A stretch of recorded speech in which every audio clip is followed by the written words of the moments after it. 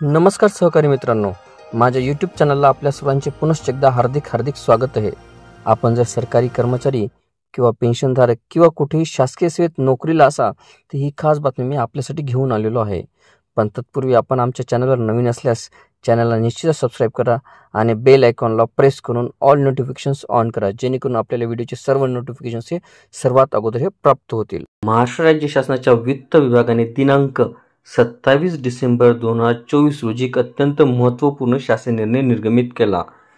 त्या निर्णयामध्ये असे उल्लेखित केलेले आहे की 7व्या वेतन आयोगाच्या अनुषंगाने राज्य शासकीय व इतर पात्र कर्मचाऱ्यांना मंजूर करण्यात आलेल्या सुधारित वेतन संरचनेतील वेतन त्रुटीचे निवारण करण्याकरिता वेतन त्रुटी निवारण समिती ही 2024 साली स्थापन करण्यात आली होती।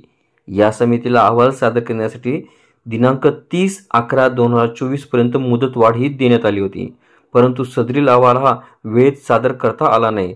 त्यामुळे सदरील समितीने वरील अहवाल सादर करण्याकरिता काही दिवसांची ही मुदत मागणी केलेली आहे। त्यामुळे सदरील समितीचा आवाज हा अद्यापपर्यंत समितीचे कामकाज हे बाकीच आहे। त्यामुळे उर्वरित कामकाज पूर्ण करून अहवाल सादर करण्यासाठी समितीला मुदतवाढ देण्याची बाब ही शासनाच्या विचाराधीन होती।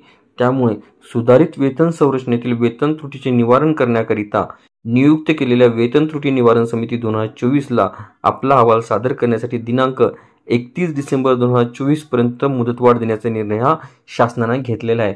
त्यामुळे लवकरच 31 डिसेंबरपर्यंत हा अहवाल राज्य शासनाला सादर होऊन कर्मचाऱ्यांना जानेवारीच्या पहिल्या आठवड्यात किंवा जानेवारी महिन्यामध्ये नक्कीच काहीतरी खुशखबर ही मिळणार आहे।